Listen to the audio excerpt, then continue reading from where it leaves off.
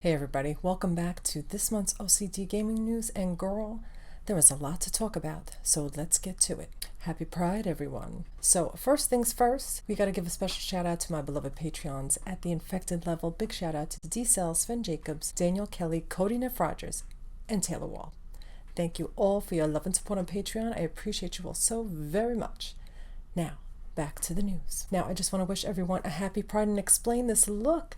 Every year I do a Pride makeup look, and this year I went a little bit, I went in with the wig, bitch. Usually I don't go in with a wig. I would like to apologize to the LGBTQIA plus community for this wig.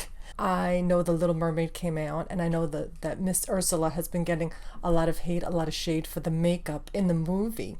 So I feel like this is a hate crime against Ursula and the movie. This makeup, I tried my very best to do an Ursula makeup look. Ursula was inspired by Divine, the drag queen, the iconic drag queen, and I'm trying to pay homage, and I'm failing miserably. This is like, I really tried to do the most. Shout out to my nephew who wanted to help with this cosplay, and he made me this out of foam clay, the little shell. This is a dress I already had. This wig is a shake and go wig that girl should have shook and went, bitch. It is going through the gigs. I tried my very best to style it, but you know I am not a hairstylist. So this is a mini makeup cosplay for Pride. This year's theme was Ursula, bitch, because she is iconic and I live for her. Happy Pride, everyone. Now, back to the news. It's time for the Gamers Court. Okay, on the Gamers Court this month we have a little diversity issue coming up on the docket.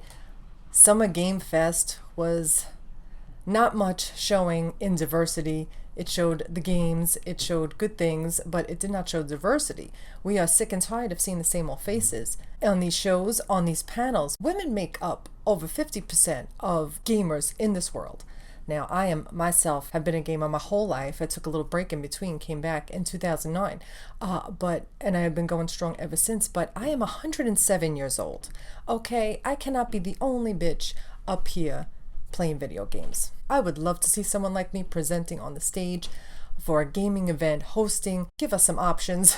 Please, I know the women are out there. I know my girls are out there. I know there is more than just the same old faces that you see on these gaming panels, and I, for one, would like to see something different. Xbox Showcase came through, and they really did the most. They showed more diversity in the first 10 minutes than Summer Game Fest did the whole entire show. I would love to see more women, more different faces in all the places where we see video games being represented. So let's try and work on that, or I will see you again on the Gamers Court next time. Put us in the games, put us in the gaming panels, put us on the shows. We deserve representation. Next case. Now, it seems that the Legend of Zelda has been performing at a legendary status. They have broken records for the first 3 days that it was sold 10 million copies. And this is the biggest launch for the Zelda franchise ever.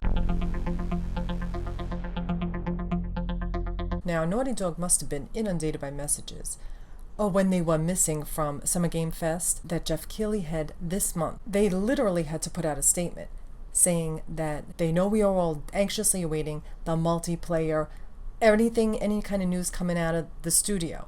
But they said just hold on a little bit longer. The multiplayer, it's being worked on. And they are still working on a single player experience, which I cannot wait to see what that is. Actually, I'm recording this on the 13th, the happy 10-year anniversary to The Last of Us. 10 years ago today it came out and shook my life to the very core, bitch. I mean, I'm not mad about the delay, about the multiplayer. Like I said, I am not a multiplayer person. Will I play it? Yes. Will I be terrible? Absolutely. But I'm not mad at it because you know what will happen if they release a game or anything and it's not perfect. They're going to get shredded for filth. Look what happened to the PC rollout of The Last of Us.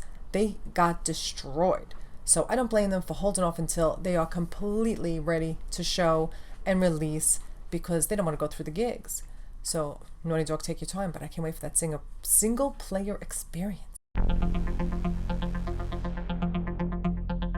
Metal Gear Solid Delta. Some news about that. They are remaking it, and they will have the original voice actors. So all you Metal Gear Solid fans, check that out.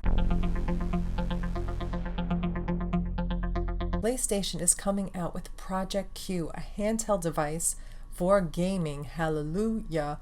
I'm very excited for this. Streaming handheld Project Q. I am very into this. I'd be very excited to see what they're going to bring us and what games would be available to play on it.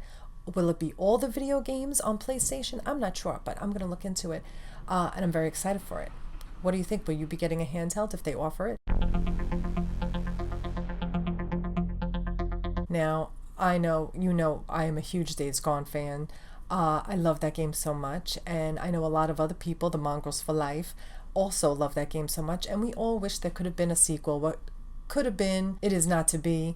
And we're not the only ones sad about it. Jeff Ross, one of the game directors from the game, the lead, he was the former game director at Sony Bend for Days Gone. He said that Days Gone 2 would have been released in April 2025 if they stuck to their guns 4 years after the original release of the original Days Gone. I know I am sad that it was never to be a sequel because that game was everything. I love it. It's one of my top 5 games of all time. I will continue to love and support Bend Studio, and I can't wait to see what they're working on next. But always, Mongrels for Life.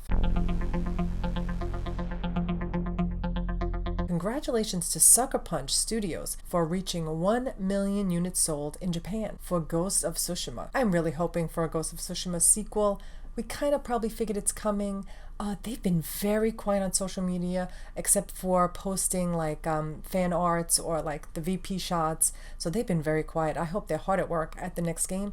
I would love to see another Ghost of Tsushima, a sequel. I love the original game and the DLC.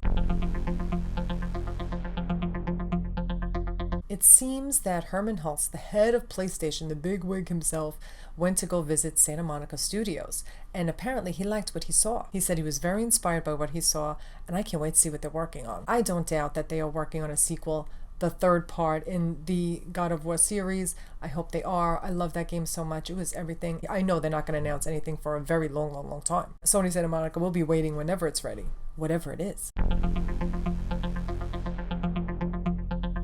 So, PlayStation Studios announced that they are making a documentary on the iconic Hideo Kojima and what goes on behind the scenes at Kojima Studios. This documentary looks incredible. We have Jeff Keighley doing a voiceover. We have Guillermo del Toro giving an interview. We have Nicholas Winding Refn giving an interview. Norman Reedus. Oh, I don't know when it comes out. It didn't announce it, but I will be watching it as soon as it comes out. I would love to see what goes on behind the scenes of that man's mind and that studio. Speaking of Kojima, he is obsessed with movies, music. He is an auteur, and sometimes he gets sent music. And I don't know how I missed this, but in March, Kojima got sent the album Pain Remains from Lorna Shore. Now, if you have been on this channel for a minute, you know that I am a huge Lorna Shore fan. Will Ramos, all the guys in Lorna Shore love their music so much. I'm obsessed. I'm a huge fan of Lorna Shore. I would love to see some Lorna Shore music in Death Stranding 2. I would live for that. I would think I would fall out of my chair. I'd be so hyped. I would love to know what he thought about Lorna Shore if he listened to it and if he lived for it. So, in the worst kept secret in gaming this year, Spider-Man 2 finally has a release date. October 20th, 2023. As we have been alluding to the past 3 months, that we knew the game announcement was coming with the release date. It was alluded to the fall. Yuri Lowenthal said all his stuff was done, his voice recording, his mocap recording, and the Venom actor said that it should be coming in fall, get ready, and they were right. So it was no big surprise when they announced the game being released on October 20th, and we saw some footage of it and some gameplay, and it looks so stunning. I cannot wait to play it. Now, our good friend Jim Peary from Days Gone, who played Boozer, is in the game. And his voice acting is incredible. I can't wait to see his character. But the game looks gorgeous. The game looks great. I cannot wait for it to be released so I can play it on the channel. Let me know if you're hyped for it. Did you see the gameplay? Did you live for it? I live for it. I was loving every second. Oh, and we can pre-order the game on June 16th. So in a couple of days. Oh, maybe the day you see this. Probably on the day you see this, June 16th. It can be pre-ordered for Spider-Man 2. Now, let's talk about the Xbox Showcase. The Xbox Showcase was everything. It gave me trailer after reveal after release, everything. It was no fluff, all games, all reveals, all trailers, and I loved what they did with that showcase. I watched the entire showcase. I only reacted to one because I literally have not had the time to even do any more reactions. Recordings, I'm so busy. There's so much cosplay going on behind the scenes that is getting ready soon to be revealed. I have 3 cosplays for my makeup cosplays coming up. This isn't it. This is just for Pride Month. Been working hard behind the scenes. Hopefully with soon you will see the reveals of the 3 makeup cosplays that I have been working on. Okay, so get ready for that. The Xbox Showcase. I went crazy for South of Midnight. It looks gorgeous. I could not believe instantly. I know when I'm instantly falling in love with a game. South of Midnight is going to be one of those games for me. It is going to be one of those iconic games. The art style is gorgeous. Like everything about it, I live for. Shaken Bones, the character from the game, and Hazel, love. I can't wait to play that game. I don't know when it's coming out. Let me tell you something. Whenever it's coming out, it's day 1. I will be playing it instantly. Of course, another big moment for us, for me, that I was waiting to hear some news about Senua's Saga. Hellblade 2, it's coming out 2024. That is good enough for me. I just wanted a release date window. I'm very thrilled we got that. I have my reaction video up on the channel from the trailer. It was so stunning. I was mesmerized. You know me, I talk all the time during these reactions. I was gobsmacked. I could not speak. I was just so in for every moment, every beautiful moment. So I can't wait for that game, 2024. I'll be playing it. Let me know if you will be too. There were so many great game announcements, but those were my top 2. Let me know in the comments what your top 2 were, or your top 3. John Romero, the creator of Doom, is releasing his autobiography about his life, Doom Guy, Life in First Person, and it will be released on July 18th. So that is pretty cool. I would love to see more game devs working on their autobiographies, tell us their whole life stories. We want to know all the tea. We want to know everything. Okay, so here are the video game release dates for the upcoming month or so. I'm very excited to be playing. Right now, I'm still playing Resident Evil 4, and I'm going to die of a heart attack. I got so scared playing the other day, I almost cried. It was horrible. My soul actually left my body playing that. So if you played the game, you know what part I'm probably coming up to soon. I'm excited to finish playing that, Resident Evil 4, and then I'm not sure what I'm going to play next. But I definitely still want to finish playing The Dark Pictures, the last installment. I never got to play it, so I might be playing that next. And the artwork, girl, there was no artwork this month because I forgot. I totally forgot to send out the request. I'm very sorry. Don't forget, you can always tag me, send it to me on Twitter, VP Shots, that you want to share with everyone on the channel for the artwork.